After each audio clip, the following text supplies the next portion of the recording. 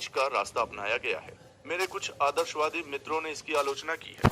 वो चाहते थे कि इसमें इंजील यानी देवदूत के 10 आदेशों के समान आदर्शवादी बातें ही होती, किंतु व्यवहार में प्रशासन और राजनीति की कठिनाइयों का सामना करना पड़ता है। इस दृष्टि से उनका कुछ भी महत्व न रह जाता। Doctor B Pattabhi Sitaramayya, Madras. अध्यक्ष महोदय, जो व्यक्ति बहुत बातूनी होता है उसके लिए सीमित समय में अपनी बात समाप्त करना बहुत कठिन हो जाता है, विशेषतया जबकि ये सभा अपना विचार विमर्श समाप्त करने वाली ही हो तो ये कठिनाई और भी बढ़ जाती है। चूंकि अब हम विचार विमर्श समाप्त करने वाले हैं, इसलिए अब बोलने में मैं कुछ घबराहट का अनुभव कर रहा हूँ। मुख्यतः इसलिए कि मुझे थोड़े ही समय में अपना भाषण समाप्त कर देना है। मैं सारी स्थिति का सिंहावलोकन करना चाहता था, किंतु इसके लिए अब समय नहीं है। आपको स्मरण होगा कि एक समय हम किस प्रकार की अटपटी बातें करते थे। 1927 में हम संविधान सभा के संबंध में स्पष्ट भाषा में चर्चा करते हुए हिचकते थे। 1934 में द्वितीय नमक सत्याग्रह आंदोलन के विफल होने पर हमने ये चर्चा फिर आरंभ की थी। ये उस समय हमने अनुभव किया था कि विवश होकर हमें वापस लौटना पड़ रहा है। अंत में हमें यकायक इस संविधान सभा को अनेक वर्गों तथा समूहों के साथ अपनाना पड़ा, परंतु मूल्य चुकाकर हमने इन वर्गों और समूहों से अपना पीछा छुड़ाया। 9 दिसंबर 1946 को हमने अपना विचार विमर्श आरंभ किया तो हम चाहते थे कि तुरंत ही उसे समाप्त कर दें। वास्तव में हम में से कुछ लोग तो ये समझते थे कि 6 महीने में ही हम अपना कार्य समाप्त कर देंगे। यदि 1946 में हम अपने संविधान को समाप्त करते तो वो एक गड़बड़ झाला ही होता। यदि 1948 में समाप्त करते तो वो एक गोरख धंधा ही होता। जितना भी विलंब हुआ है उसके फलस्वरूप हमने सभी बातों पर यथोचित रूप से विचार किया। जैसे जैसे राजनीतिक घटनाएं घटित हुईं, वैसे वैसे हमने प्रशासन में भी परिवर्तन किए। यदि हम 15 अगस्त 1947 के पूर्व अपना संविधान समाप्त कर देते तो उसका स्वरूप कैसा होता? वो उसके वर्तमान स्वरूप से बिल्कुल भिन्न होता। हमें अंग्रेजों से जो परंपरा प्राप्त हुई है उसे भी इस विलंब से हम अपनी इच्छा के अनुरूप बना सके हैं। कई लोगों का ये विचार है कि यह संविधान 1935 के अधिनियम की केवल नकल ही है और वास्तव में निंदनीय ढंग से उसकी नकल की गई है। उनका ये भी विचार है कि यह संविधान क्रांतिकारी नहीं है। जहां हमें वास्तव में मौलिक रचना करनी चाहिए थी, वहां हमने वास्तव में केवल नकल ही की है। ये बातें आधी सच हैं और आधी झूठ। क्रांतिकारी दस्तावेज इस पदावली में विशेषण और विशेष्य में विरोध है। क्रांति दस्तावेजों का सृजन नहीं करती और न दस्तावेज ही क्रांति का सृजन करते हैं। हमने 1935 के अधिनियम की इस कारण नकल की है कि सौभाग्य से अथवा दुर्भाग्य से हम किसी रक्तपूर्ण क्रांति के फलस्वरूप अपने बंधनों से मुक्त नहीं हुए हैं। वास्तव में नौकरशाही और दासत्व की अवस्था से धीरे धीरे उठकर हमने गणराज्य और सहयोग मूलक राज्य की अवस्था प्राप्त की है। हमें कभी सैनिक विधि का सामना नहीं करना पड़ा। हमें लोगों को कभी गलियों में अथवा पेड़ों से लटकाकर फांसी नहीं देनी पड़ी। हमें अपराध सिद्ध लोगों को गोली से नहीं उड़ाना पड़ा। न हमें कभी अपना अथवा अपने शत्रुओं का एक बूंद भी रक्त बहाना पड़ा। इसी कारण सामयिक उत्तेजना से प्रभावित न होकर हमने एक प्रकार के शांतिपूर्ण असैनिक शासन का परित्याग करके एक दूसरे प्रकार के असैनिक शासन को अपनाया, जो लोकप्रिय शासन है, हमारा अपना शासन है। जो विलंब हुआ है उसके फलस्वरूप हमारे शासक 562 छिन्न भिन्न देशी राज्यों को एक सूत्र में बांध सके हैं। इस प्रकार संविधान के विकास के साथ साथ अथवा संविधान को विकसित करने के प्रयत्नों के साथ साथ अंग्रेजों द्वारा अनेक भागों में विभाजित इस देश में एकता स्थापित करने के लिए भी प्रशासन संबंधी कार्यवाही की गई है। आखिर हमें क्या प्राप्त हुआ?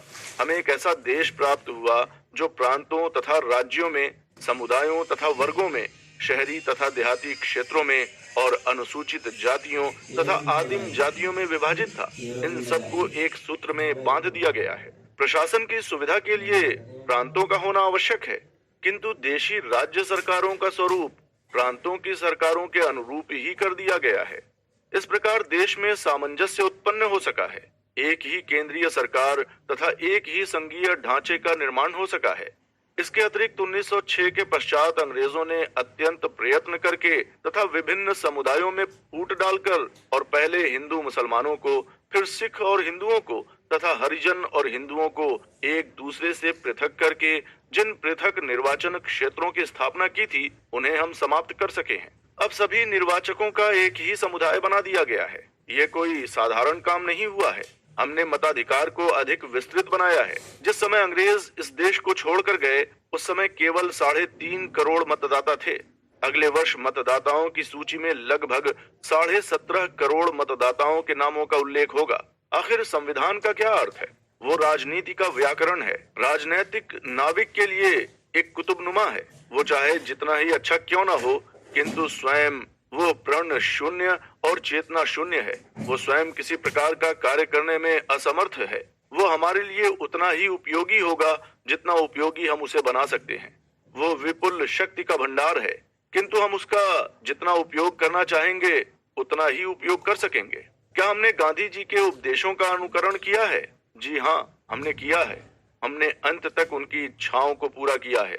यदि गांधी जी की इच्छा कभी पूरी नहीं हुई तो उनके जीवन काल में ही पूरी नहीं हुई। उन्होंने देश विभाजन का विरोध किया था, किंतु अंततो गत्वा उन्हें उसे स्वीकार करना पड़ा। इस प्रकार अंग्रेजों पर चतुर्मुखी आक्रमण के सिद्धांत और देश के पुनर्निर्माण के सिद्धांतों के समान आधारभूत सिद्धांतों का हमने अपने संविधान में समावेश किया है। इस प्रकार बिना किसी संकोच के ये कह सकते हैं कि हमने उनकी इच्छाओं को पूरा किया है। मैं ये कहूंगा कि हमने एक बहुत बड़े उद्देश्य की पूर्ति की है। हमने जो कार्य किया है उसका महत्व घटाना उचित नहीं है। बहुत कार्य परोक्ष में हुआ है। यदि इस सभा के बहुसंख्यक दल ने कठोर अनुशासन को स्वीकार न किया होता तो इसके विचार विमर्श के फलस्वरूप हमें इतना सुखद परिणाम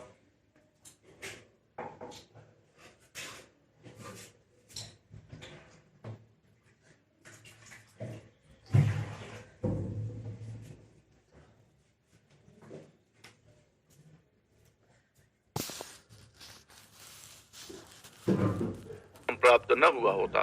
टी कृष्णमाचारी, मद्रास। ये कहा गया है कि हमने इसका कहीं भी उल्लेख नहीं किया है कि राष्ट्रपति एक संवैधानिक प्रधान है। इस कारण ये कहा नहीं जा सकता कि भविष्य में राष्ट्रपति की शक्तियों का क्या होगा। ये प्रश्न एक दृष्टि से एक सारवान प्रश्न है। मसौदा समिति ने इस प्रश्न की कुछ हद तक परीक्षा की है। उत्तरदायी शासन में राष्ट्रपति की वो स्थिति नहीं होती जो अमेरिका के समान प्रतिनिधि शासन में उसकी होती है। इस सभा के कई सदस्यों ने जब ये कहा कि राष्ट्रपति तानाशाह हो जाएगा तो उन्होंने गलती की, क्योंकि उन्होंने ये नहीं समझा कि राष्ट्रपति को प्रधानमंत्री से मंत्रणा लेकर कार्य करना होगा। इस आरोप में कुछ तथ्य हैं कि प्रधानमंत्री तानाशाह हो सकता है।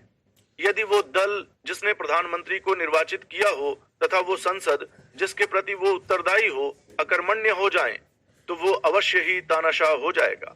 साथ ही प्रधानमंत्री उसी अवधि तक सत्तारूढ़ रह सकता है जब तक कि उसके विरुद्ध अविश्वास का प्रस्ताव पारित न किया जाए। जब प्रधानमंत्री की पदावधि इतनी अल्प हो सकती है तो जब तक कोई अन्य कारण न हो जिसके फलस्वरूप वो संसद पर तथा अपने दल पर अपना प्रभुत्व स्थापित न करे, मेरी समझ में नहीं आता कि वो तानाशाह कैसे हो जाएगा। जहां तक राष्ट्रपति और मंत्रिमंडल के संबंधों का प्रश्न है, मैं ये कहूंगा कि इस संबंध में हमने उस उत्तरदायी शासन की प्रणाली को अपनाया है जो इस समय इंग्लिस्तान में चलन में है। हमने उसमें कोई विशेष परिवर्तन नहीं किया है। यदि कोई किया है तो इस कारण किया है कि हमारा संविधान संघात्मक है।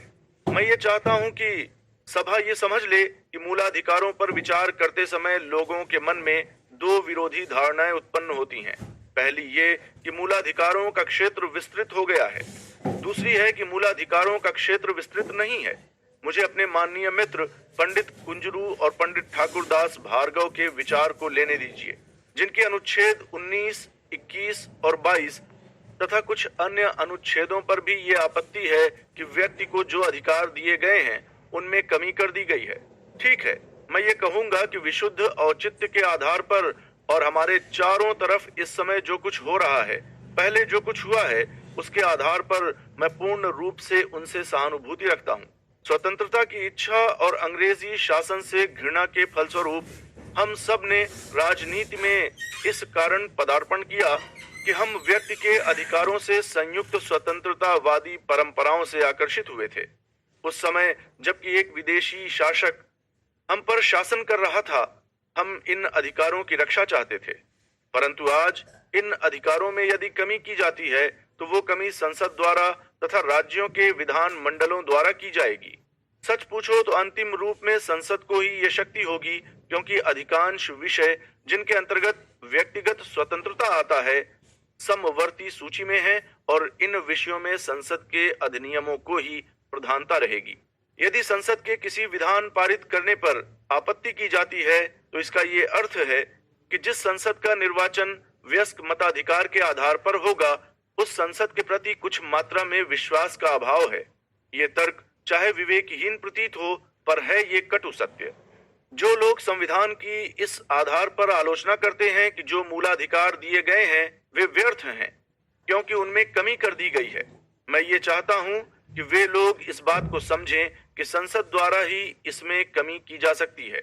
यदि संसद में उनका कुछ विश्वास है तो जब तक ऐसा करना नितांत आवश्यक नहीं होगा तब तक संसद ऐसा नहीं करेगी।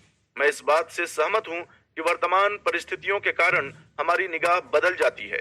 इनकी ओर हम इस प्रकार से देखने लगते हैं कि नक्शा बदरंग दिखाई देने लगता है। किसी प्रांत की विधि और व्यवस्था का उत्तरदायित्व मुझ पर नहीं रहा, मुझे शक्ति नहीं मिली है, अतः अपने उन मित्रों से सहानुभूति रखना मेरे लिए सरल कार्य है जो ये समझते हैं कि यद्यपि अंग्रेज चले गए हैं पर उनका चोला अभी तक यहाँ लटक रहा है। जो नागरिक सरकार की आलोचना करते हैं उसका प्रभाव हम पर पड़ता है। इसका प्रभाव उन लोगों पर भी पड़ता है जिनके हाथ में शासन है, क्योंकि उन्होंने हमारे पूर्ववर्ती शासकों की परंपराओं को अपनाया है। ये संविधान मेरे समक्ष समझौते का परिणाम स्वरूप है, जैसा कि अन्य सदस्यों ने इसका वर्णन किया है। 206 व्यक्ति जो यहाँ एकत्र हुए हैं आर्थिक विषयों पर भिन्न भिन्न मत रखते हैं, और यदि मैं ये कहूँ कि किसी खास बात को मैं नहीं होने दूंगा और अन्य लोगों को मेरी बात माननी चाहिए तो कोई बात तय नहीं होगी और हम संविधान नहीं बना सकते हैं। लगभग ये सारा का सारा संविधान, विशेषकर इस संविधान के बहुत ही महत्वपूर्ण भाग तत्संबंधी पक्षों में परस्पर किए गए अंतिम समझौते के विषय में है, और यदि कुछ व्यक्ति अधिकांश प्रस्थापनाओं से सहमत होकर किसी एक प्रस्थापना पर आपत्ति करते हैं तो वे एक ऐसा कार्य करते हैं जो ठीक नहीं है। इस संविधान को हम में से अधिकांश लोगों में परस्पर किए गए समझौते के रूप में पूरा किया गया है। मैं समझता हूं कि इस विशिष्ट विषय में हमने जनसाधारण को मुकदमेबाजी के अधीन कर दिया है और संभव है कि इसका निर्णय करने में 1 वर्ष लग जाए और इसके कारण हमारी आर्थिक उन्नति में अवनति हो। मैंने ये इसलिए मान लिया कि इस संविधान में बहुत सी ऐसी बातें हैं जो उन मित्रों ने मान ली हैं जिनके उस विषय में विरोधी विचार थे। इसमें संदेह नहीं है कि प्रधानमंत्री पंडित जवाहरलाल नेहरू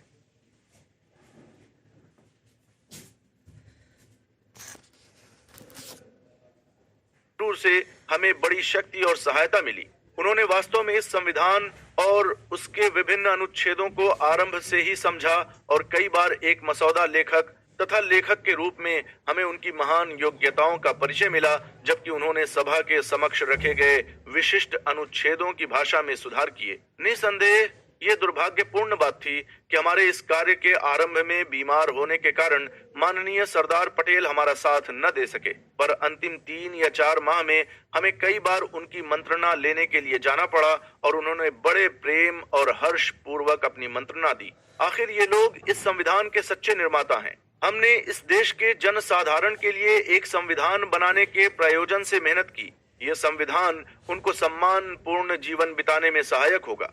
मैं ये सुझाव दूंगा कि ये संविधान जनसाधारण को अर्पित किया जाए। महावीर त्यागी, संयुक्त प्रांत। आपने जो 4 या 5 मिनट दिए हैं ये मेरे भूत, भविष्य और वर्तमान जीवन के बड़े ही अमूल्य क्षण हैं, बड़े ही रोमांचकारी क्षण हैं। आज मैं अपने बड़े पुराने स्वप्नों के चित्र के साथ 30 वर्ष के अपने घोर परिश्रम के परिणाम के समक्ष खड़ा हुआ हूँ। हमारे सामने एक साकार चित्र है। मुख्य कलाकार डॉक्टर अंबेडकर ने अपनी कूची दूर रख दी है। जनता के निरीक्षण तथा आलोचना के लिए चित्र का उद्घाटन कर दिया है। सभा ने जो खुलकर आलोचना की है, इस चित्र को हम सब ने मिलकर बनाया है, इसकी मैं और अधिक आलोचना नहीं करना चाहता हूँ। इस चित्र के पक्ष में जो कुछ भी कहा गया है मैं उसका पूर्ण समर्थन करता हूँ। ये दिखाई देता है कि इस चित्र में संकट भी है। इन संकटों को मैं अभिलेखबद्ध कराना चाहता हूँ। हम एक ऐसा प्रयोग कर रहे हैं जो संसार में असफल रहा है। हम लोकतंत्र की स्थापना कर रहे हैं, वो लोकतंत्र जिसका जहां जहां प्रयास किया गया है वहां वो जनता तथा जन समुदाय की कोई वास्तविक भलाई करने में सफल नहीं हुआ है। हम कर तो उसी प्रयोग को रहे हैं, पर एक उन्नत रूप में।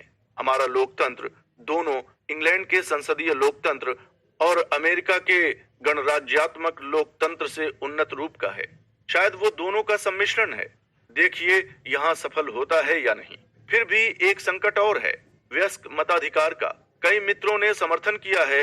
मैं स्वयं बड़ा प्रसन्न हूँ, क्योंकि इस संविधान के समर्थकों को जब बहुत से तर्क नहीं मिले तो वे उन चंद बातों का राग अलापने लगे जिनको इस संविधान में रखने का मैंने और मेरे जैसे विचार वाले कुछ मित्रों ने आग्रह किया था।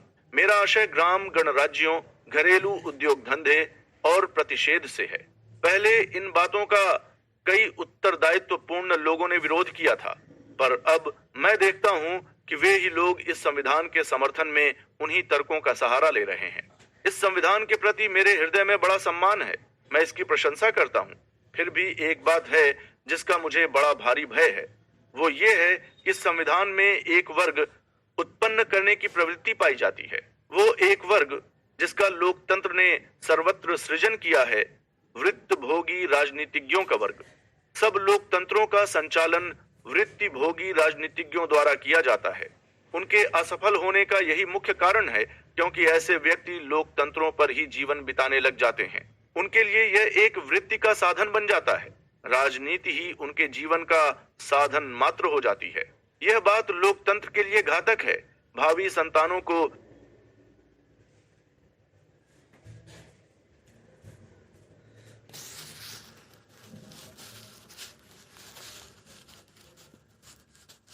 मैं इससे परिचित कराना चाहता हूँ। ये वृत्तभोगी राजनीतिज्ञों का सृजन करती है।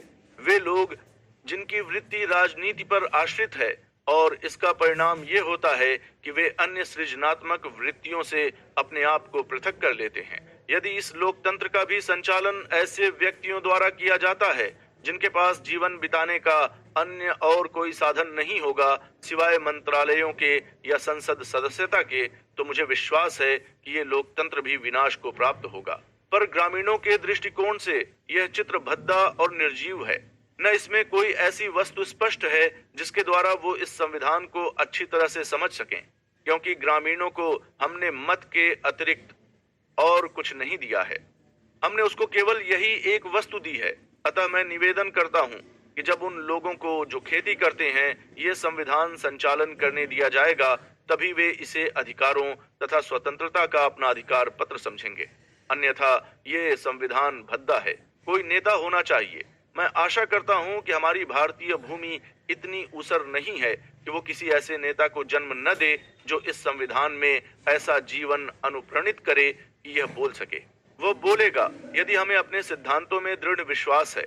मैं आपसे कहता हूं कि महामंत्र का जपना आवश्यक है। आज भारत में ऐसा कोई नहीं है जो इस महामंत्र को फूंके, जो हमारे समस्त राष्ट्र को एक छोटी सी पुस्तक पर न्यौछावर होने के लिए प्रेरित करे। और क्या मैं इस बात का संकेत करूं कि वो महातंत्र क्या है? केवल एक बात इस संविधान को आकर्षक बना देगी। यदि इस समूचे संविधान में एक सर्वोच्च उपबंध या रक्षा कवच रख दिया जाता तो मैं समझता हूं कि सब बातें ठीक हो जाती। वो उपबंध ये है कि यदि हम इसमें एक परंतुक रख देते, वो ये कि भारत का कोई भी नागरिक लोक निधि से या गैर सरकारी उद्यम से अपने प्रयोग के लिए इतना वेतन, लाभ या भत्ता नहीं लेगा जो एक औसत श्रम भोगी की आय से अधिक हो। यदि यह संविधान में हो तो सारा भारत इस संविधान द्वारा संगठित हो जाए। जब तक ये बात उसमें नहीं है तब तक भारत इसको नहीं समझ पाएगा, क्योंकि ये संविधान केवल उन लोगों के लिए रोटी की व्यवस्था करता है जिनके पास भरपेट रोटी है, न कि उन लोगों की रोटी की जिनके पास नहीं है। सुरेश चंद्र मजूमदार, पश्चिम बंगाल। आज मुझे वो समय अच्छी तरह याद है जब श्री अरविंद बड़ौदा से बंग आए थे। उन्होंने कला कौशल की जागृति के लिए एक आंदोलन का सूत्रपात किया था। एक निर्भीक स्पंदित राष्ट्रीयता के नए युग को जन्म दिया था। उन्होंने एक उग्र क्रांतिकारी संगठन बनाने के लिए प्रोत्साहित किया। अपने गुरु स्वर्गीय जतेंद्र नाथ मुखर्जी द्वारा मुझे एक शिविर अनुचर होने का सौभाग्य प्राप्त हुआ। इसके बाद दुख और कष्टों से परिपूर्ण स्वदेशी और क्रांतिकारी आंदोलनों का अनोखा समय आया। लोग अपने खून, पसीने और आंसुओं से विदेशी राज्य के विरुद्ध संघर्ष करते रहे। इसके बाद यकायक प्रथम विश्व युद्ध आ थमका और उसके साथ भारत प्रतिरक्षा अधिनियम के रूप में दमनकारी सशक्त दानव आया। इस दानव ने स्वतंत्रता आंदोलन का बड़ी निर्दयता से दमन किया। ऐसा प्रतीत होता था कि ये आंदोलन अब न पनप सकेगा। सारे देश में घोर अंधकार छा गया। कहीं कोई प्रकाश की रेखा तक दृष्टि में नहीं आती थी, पर वो एक अस्थायी रूप ही था। उस समय मुझे ऐसा ही लगा प्रथम विश्व युद्ध की समाप्ति के साथ साथ भारतीय रंगमंच पर गांधी का देदीप्यमान रूप प्रकट हुआ। नव भारत का भाग्य विधाता राष्ट्रपति गांधी प्रकट हुआ, जिनके अतुलनीय नेतृत्व ने राष्ट्रीय स्वतंत्रता के लिए संघर्ष करने के लिए एक शक्तिशाली यंत्र के रूप में कांग्रेस का पुनः संगठन किया। अंधकार दूर होने लगा। कई वर्षों में उन्होंने हमारा तब तक नेतृत्व किया जब तक कि उन्होंने भारत को स्वतंत्र, संपूर्ण प्रभुत्व संपन्न बनाने के अंतिम लक्ष्य की प्राप्ति नहीं की। ऐसा लगता है कि इस ऐतिहासिक संघर्ष में एक तुच्छ सेवक के रूप में भाग लेना और अपने नेताओं, साथियों के साथ मिलकर स्वतंत्र भारत गणराज्य के लिए संविधान बनाना एक बहुत बड़ा गौरव है। इस संविधान की सारे देश में चर्चा हो रही है। इसकी प्रशंसा करने में आकाश तक को छा लिया गया है। कटु से कटु भाषा में इसकी बुराई भी की गई है। कुछ ऐसे हैं, और मेरे विचार से इनका ही बहुमत है, जो इसमें भली और बुरी दोनों बातों का सम्मिश्रण देखते हैं। समूचे रूप में इसे व्यवहारिक तथा मान्य समझते हैं। मुझे यह संविधान कैसा लगा, मेरे मन में एक ही विचार है जो अन्य सब विचारों पर छा जाता है। वो ये विचार कि यह संविधान पूर्णतया हमारा है, 100% भारत निर्मित है। ये चाहे भला हो चाहे बुरा, पर इसे हम भारतवासियों ने बनाया है। न तो ये बाहर से हम पर लादा गया है, न किसी विदेशी प्राधिकार ने हम पर इसे आरोपित किया है। जिस प्रकार से हमने इसे बनाया है, उसी प्रकार से यदि हम चाहें तो भविष्य में इसका संशोधन कर सकते हैं। अच्छी और यदि कोई बुरी बात हो तो उसके भी सहित ये हमारी ही कृति है। इस संविधान का बनना स्वयं ही एक सर्वोच्च कोटि का स्वतंत्र कार्य है। इस रूप में मैं इसका स्वागत करता हूँ। इस बात से मुझे स्वतंत्रता का तुरंत आभास होता है। मैं अपने देशवासियों के उस वर्ग के समक्ष अपना ये व्यक्तिगत प्रमाण प्रस्तुत करता हूँ जो एक आवेशपूर्ण मोह में फंसकर चीखते हैं कि ये आजादी झूठी है। एक और बात जिसका इस संविधान के बनाने के संबंध में वर्णन करने से मैं अपने आप को नहीं रोक सकता हूँ, वो ये है कि जब संविधान सभा बुलाई गई थी, उसे समस्त भारत का संविधान बनाने का कार्य दिया गया था। पर उसके पश्चात चूंकि ये देश 2 भागों में विभाजित हो गया, ये वर्तमान संविधान केवल एक भाग पर ही लागू होता है। इस बात को भविष्य ही जानता है कि क्या कभी समस्त देश के लिए एक ही संविधान हो सकेगा। लाला देशबंधु गुप्ता, दिल्ली। ये संविधान देश और संसार के सामने जा रहा है। इसे हमने दिल्ली में बैठकर पिछले 3 वर्ष में इस संविधान को बनाया है। लेकिन खेद की बात है कि दिल्ली वालों के लिए इसमें उत्साह का कोई सामान नहीं है। मैं शिकायत नहीं करता, इसलिए कि मुझे विश्वास है कि संविधान सभा के सदस्य दिल्ली वालों की मांग के साथ हमदर्दी रखते हैं। अगर उनका बस चलता तो वो जरूर ऐसी तरमीम करते कि दिल्ली वालों को भी आज खुशी मनाने का अवसर होता। 26 जनवरी के बाद जब ये संविधान देश में लागू होगा तो दिल्ली के दिन भी फिरते। मैं जानता हूँ कि संविधान सभा के सदस्य दिल्ली के लिए अपने दिल में स्थान रखते हैं। दिल्ली वालों की मुसीबतों का भी उन्हें थोड़ा बहुत अंदाजा है, लेकिन दिल्ली के दुर्भाग्य की वजह से कुछ समस्याएं सामने आती रही हैं, जिनकी वजह से रास्ते में रुकावटें खड़ी हो गईं। इस संविधान में दिल्ली को कोई स्थान नहीं मिला। जिस दिल्ली ने आजादी की लड़ाई 1857 से लड़ी है, जिस दिल्ली के लोगों ने 6-6 माह तक चने चबा चबा कर दुश्मनों की तोपों का मुकाबला किया, जिस दिल्ली के चप्पे चप्पे पर आज भारत का इतिहास लिखा हुआ है, उसी दिल्ली की लगभग 20 लाख जनता को आज ये अनुभव होता है कि अब भी जबकि सारे देश में स्वराज्य हो गया है, जनता का राज हो गया है, दिल्ली वालों के लिए कोई परिवर्तन राज प्रणाली में नहीं हुआ। अगस्त 1947 से पहले जो एडमिनिस्ट्रेटिव सेटअप अंग्रेजों ने बनाया था, इस संविधान के बाद भी वही सेटअप जारी रहेगा। इससे दिल्ली वालों की निराशा का अंदाजा लगाया जा सकता है।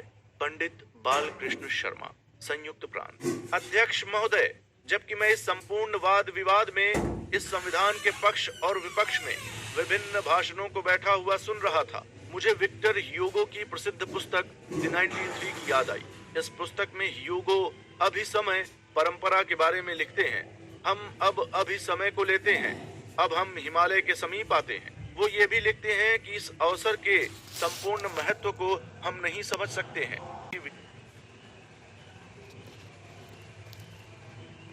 उसकी विशालता का अनुभव नहीं कर सकते। श्रीमान, मैं समझता हूं कि मेरे उन आलोचक और समर्थक मित्रों में जो हमारे संविधान के तृतीय पठन की स्थिति में बोले हैं, उनमें एक ऐतिहासिक अवसर के महत्व को समझने की उचित विचार व्यापकता तथा क्षमता नहीं है। हम यहाँ आए, हमने अपने ही संविधान की आलोचना की। हाँ, ये हो सकता है कि इसमें दोष हों, ये भी हो सकता है कि ऐसे लोग हों जिनके विचार इस संविधान के सब उपबंधों से पूर्णतः मेल न खाते हों, पर फिर भी हमें ये शोभा नहीं देता कि यहाँ आकर इस महान सभा को निंदात्मक आलोचना करने की भावना से संबोधित करें।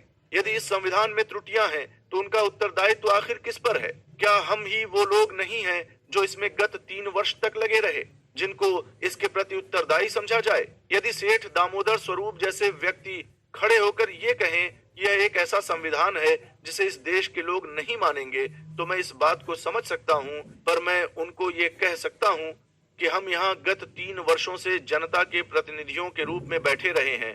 मैं आपको ये कह सकता हूं कि इस संविधान का हर एक खंड इस देश के लोगों को मान्य है। इस बात में कोई भी शंका नहीं होनी चाहिए। 5 बातें हैं जिनके लिए इस संविधान की आलोचना की गई है।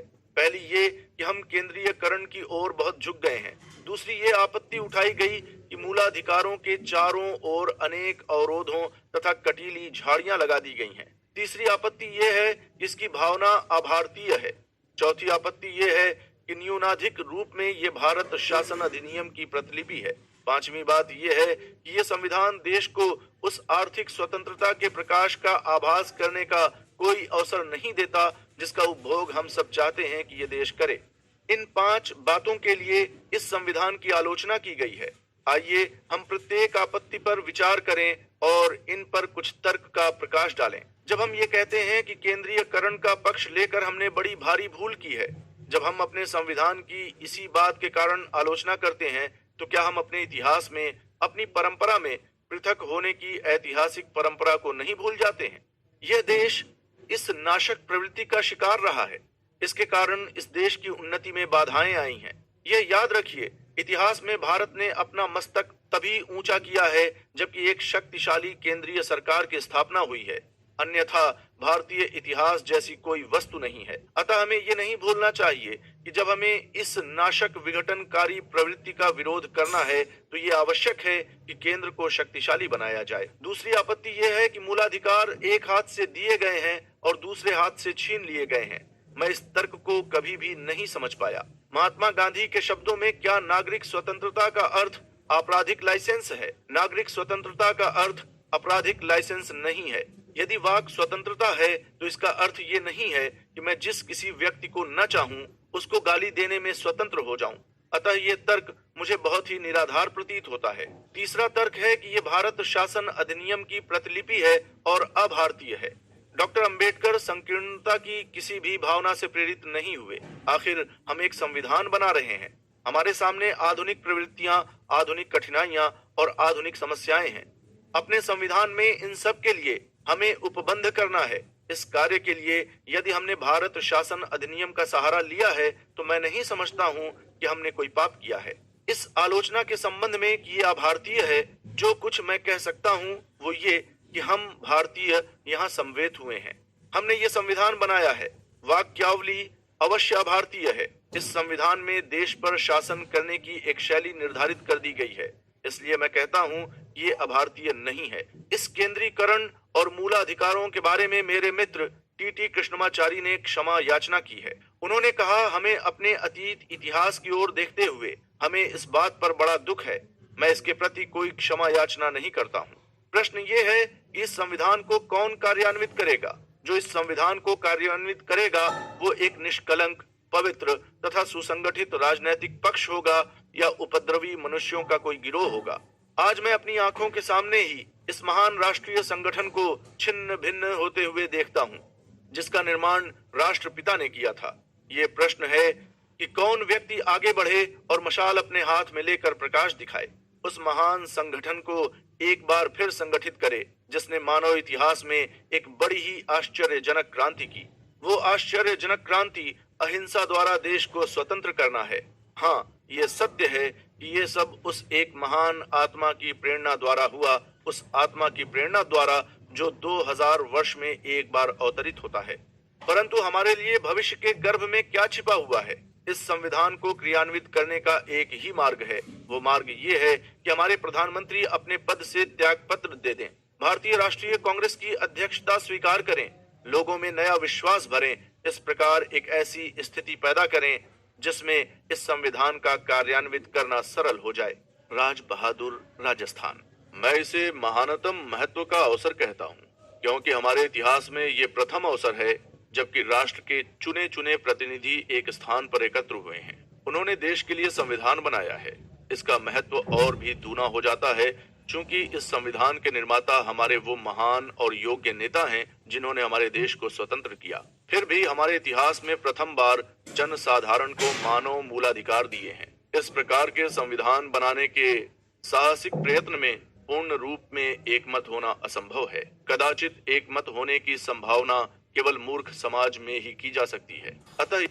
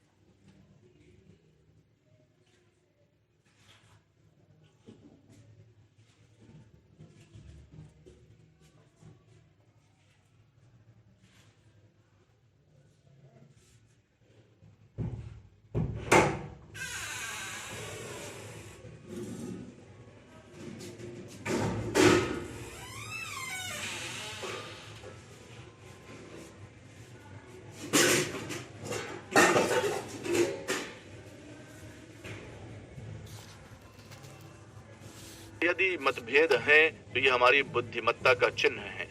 इस बात का चिन्ह है कि हमारा राष्ट्र विचारशील है, मननशील है। हम सबके लिए प्रत्येक विषय में तथा समस्त प्रश्नों पर एक मत हो जाना असंभव है। आश्चर्य इस बात पर नहीं कि हम इससे अच्छा संविधान न बना सके। आश्चर्य तो इस बात पर है कि हम किसी एक उस सीमा तक एकमत हो गए जो इस संविधान में समाविष्ट है। जहाँ तक देशी राज्यों की जनता का संबंध है, हम सबके लिए ये एक बड़ी कृतज्ञता का विषय है। जब हमने इस विशाल भवन के द्वार में प्रवेश किया, हमारे मन में ये संशय था कि जैसा विभिन्न करार पत्रों में दिया हुआ है, इन राज्यों को अपनी संविधान सभाएं बुलानी होंगी। सौभाग्यवश ये सब संशय निराधार सिद्ध हुए। अब जबकि इस संविधान को अंतिम रूप दिया जा रहा है, जब ये महान कार्य समाप्ति पर है, हमारे लिए ये बड़े संतोष की बात है कि वही संविधान राज्यों पर भी लागू होगा, जो हमारी एकता का प्रतीक है। पर इसका अर्थ ये नहीं है कि इस संविधान के उपबंधों के प्रति मुझे कोई खेद नहीं है। देशी राज्यों से संबंध रखने वाले कुछ उपबंधों के प्रति मुझे खेद है। मुझे इस कारण खेद है कि अनुच्छेद 371 के अधीन 10 वर्ष की अवधि के लिए इन राज्यों के प्रशासन पर केंद्र के नियंत्रण का आरोपण किया गया है। मैं केवल यही कहूंगा कि इस संविधान में चाहे जो दोष या गुण हो, सारी बातें इसके क्रियाकरण पर निर्भर हैं। जैसा ब्राइस ने कहा है, एक संविधान रूपी पौध का लगाना सरल है, पर उस प्रवृत्ति रूपी पौधा का लगाना सरल नहीं है जिसकी उस संविधान को कार्यान्वित करने में आवश्यकता हो। अतः हम सब उस महान अमेरिकी निवासी महान राजनीतिज्ञ बेंजामिन फ्रैंकलिन के शब्दों को याद करें, जिन शब्दों को मैं इस सभा के तथा बाहर के लोगों के लिए प्रस्तुत करता हूँ। अपने मिथ्याभिमान को हम छोड़ दें। हम ये न समझें कि ये त्रुटि नहीं कर सकते हैं। हम में से ऐसा कोई भी नहीं है जो त्रुटि नहीं करता हो। इस संविधान में चाहे जो कुछ गुण या दोष हों, पर इस बात में कोई संदेह नहीं है कि यह संविधान कार्यान्वित हो सकता है। इस संविधान की परिसीमाएं हमारी अनोखी परिस्थिति की परिसीमाएं हैं। इसकी सफलताएं इस पीढ़ी की सफलताएं हैं, वो पीढ़ी जिसने देश को दासत्व से छुड़ाकर स्वतंत्र किया। अतः मैं इसका अपने नेताओं की एक महान सफलता के रूप में स्वागत करता हूँ। यदि हम प्रस्तावना के भावानुसार इस संविधान को कार्यान्वित करते हैं, तो मुझे विश्वास है कि हमारे देश का भविष्य महान होगा। Doctor B.R. अम्बेडकर। संविधान सभा में अनुसूचित जातियों के स्वार्थों की रक्षा कराने के अतिरिक्त मैं अन्य किसी महानतर आकांक्षा को लेकर नहीं आया था। मुझे स्वप्न में भी ये विचार नहीं पैदा हुआ था कि मुझे और भी बड़े बड़े कार्यों को हाथ में लेने के लिए आमंत्रित किया जाएगा। इस कारण जब सभा ने मुझे मसौदा समिति में निमंत्रित किया तो मुझे बड़ा आश्चर्य हुआ। जब मुझे मसौदा समिति का सभापति चुना गया तो और अधिक आश्चर्य हुआ। जो श्रेय मुझे दिया गया है उसका वास्तव में मैं अधिकारी नहीं हूँ। उसके अधिकारी B.N. राव भी हैं, जो इस संविधान के संवैधानिक परामर्शदाता हैं, जिन्होंने मसौदा समिति के विचारार्थ संविधान का एक मोटे रूप में मसौदा बनाया। सबसे अधिक श्रेय इस संविधान के मुख्य मसौदा लेखक S.N. मुखर्जी को है। बहुत ही जटिल प्रतिस्थापनों को सरल से सरल तथा स्पष्ट से स्पष्ट वैध भाषा में रखने की उनकी योग्यता की बराबरी कठिनाई से की जा सकती है। कठिन परिश्रम करने की उनकी सामर्थ्य की तुलना किसी से नहीं की जा सकती है। इस सभा के लिए वे एक देन स्वरूप हैं। यदि उनकी सहायता न मिलती तो इस संविधान को अंतिम रूप देने में इस सभा को कई और वर्ष लगते। मसौदा समिति का कार्य बहुत ही कठिन हो जाता यदि यह संविधान सभा विभिन्न विचार वाले व्यक्तियों का एक समुदाय मात्र होती, एक उखड़े हुए फर्श के समान होती, जिसमें कहीं एक काला पत्थर होता तो कहीं सफेद, और जिसमें प्रत्येक व्यक्ति या प्रत्येक समुदाय स्वयं अपने को विधिवेत्ता समझता, सिवाय उपद्रव के और कुछ नहीं होता। सब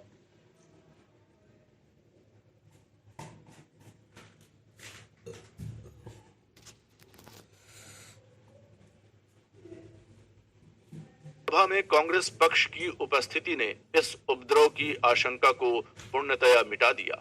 इसके कारण कार्यवाहियों में व्यवस्था और अनुशासन दोनों बने रहे। कांग्रेस पक्ष के अनुशासन के कारण ही मसौदा समिति यह निश्चित रूप में जानकर कि प्रत्येक अनुच्छेद और प्रत्येक संशोधन का क्या भाग्य होगा, इस संविधान का संचालन कर सकी। अतः इस सभा में संविधान के मसौदे के शांत संचालन के लिए कांग्रेस पक्ष ही श्रेय का अधिकारी है।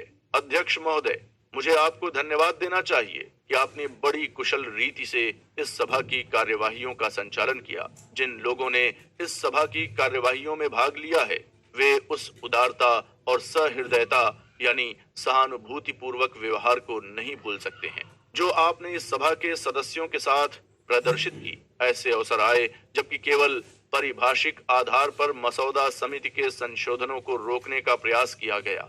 मेरे लिए वे बड़े चिंतापूर्ण क्षण थे। मैं आपका इस बात के लिए बड़ा कृतज्ञ हूँ कि आपने विधिवाद को संविधान निर्माण कार्य पर विजय नहीं होने दी। इस संविधान में जो सिद्धांत निहित हैं, वे वर्तमान पीढ़ी के विचार हैं।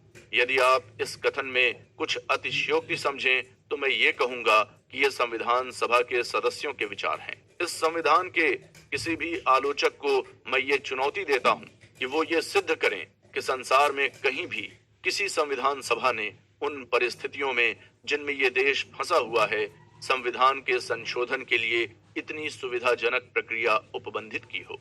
जो लोग इस संविधान से असंतुष्ट हैं, उन्हें केवल 2/3 बहुमत प्राप्त करना है।